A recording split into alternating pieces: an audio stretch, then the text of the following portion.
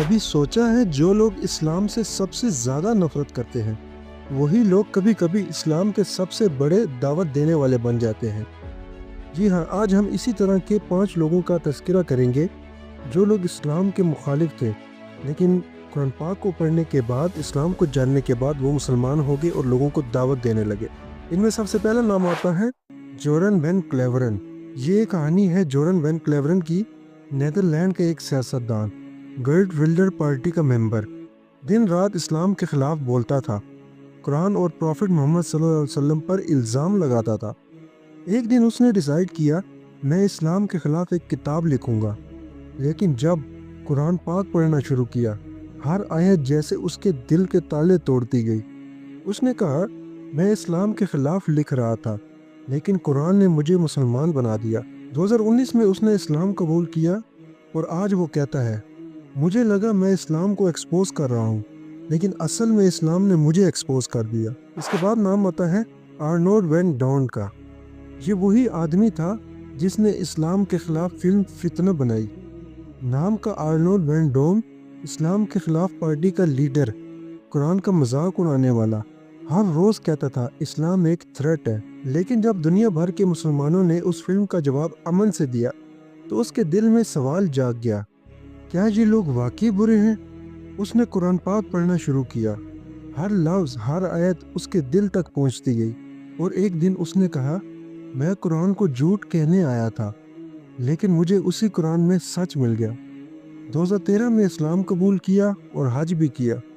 आज वो दावत इस्लाम देता है और कहता है, जितना दूर मैं इस्लाम से भागता था, इतनी ही तेज़ रोशनी ने मुझे वापस खींच लिया। नंबर 3 पे आते हैं यूसुफ इस्लाम, जो कि कैट स्टीवन के नाम से मशहूर थे। 70 की दिहाई का मशहूर सिंगर, दुनिया का हीरो कैट स्टीवंस। फेम, पैसा, शोबिस सब कुछ था, लेकिन दिल खाली था। एक दिन लंदन में स्विमिंग करते हुए वो डूब गया।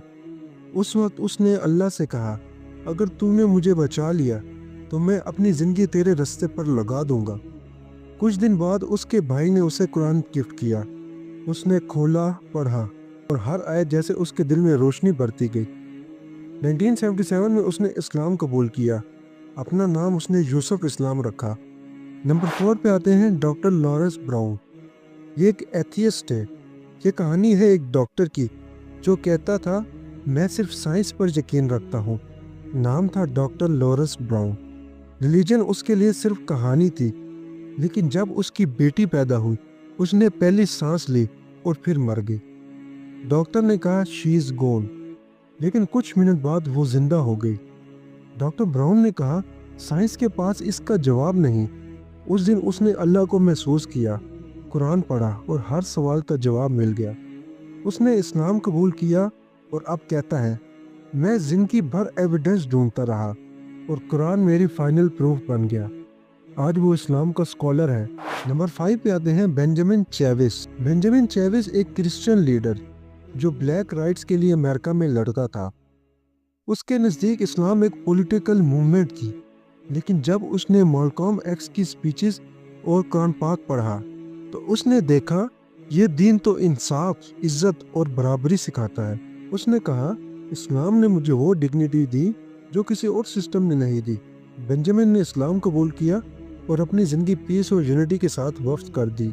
उसके लिए इस्लाम सिर्फ रिलीजन नहीं, एक रेवोल्यूशन था, रूह का सुकून था। जिन लोगों ने इस्लाम से नफरत की, जब कुरान पाक तक पहुँचे उनका दिल बदल गया।